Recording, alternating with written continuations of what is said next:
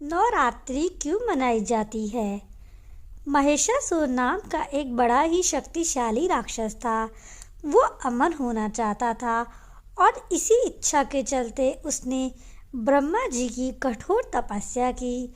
ब्रह्मा जी उसकी तपस्या से खुश हुए और उसे दर्शन देकर कहा कि उसे जो भी वरदान चाहिए वो मांग सकता है।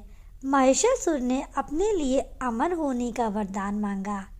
महिषासुर की ऐसी बात सुनकर ब्रह्मा जी बोले, जो इस संसार में पैदा हुआ है उसकी मौत निश्चित है, इसलिए जीवन और मृत्यु को छोड़कर जो चाहे मांग लो।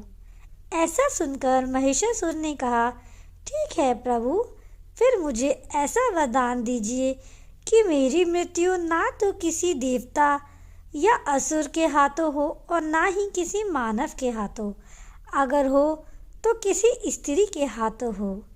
महिषासुर की ऐसी बात सुनकर ब्रह्मा जी ने तथास्तु कहा और चले गए।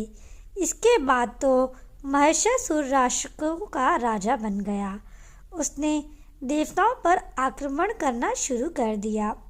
देवता घबरा गए, हालांकि उन्होंने एकजुट होकर महिषासुर का सामना किया, जिसमें भगवान शिव और विष्णु ने भी उनका साथ दिया।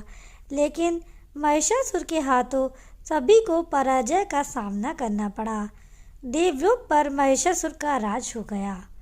महिषासुर से रक्षा करने के लिए सभी देवताओं ने भगवान विष्णु के साथ आदि शक्ति की आराधना की। उन सभी शरीर से एक दिव्य रोशनी निकली, जिन्हें एक बेहद खूबसूरत अप्सरा के रूप में देवी दुर्गा का रूप धारण कर लिया। देवी दुर्गा को देखकर महिषासुर उन पर मोहित हो गया और उनसे शादी करने का प्रस्ताव सामने लगा।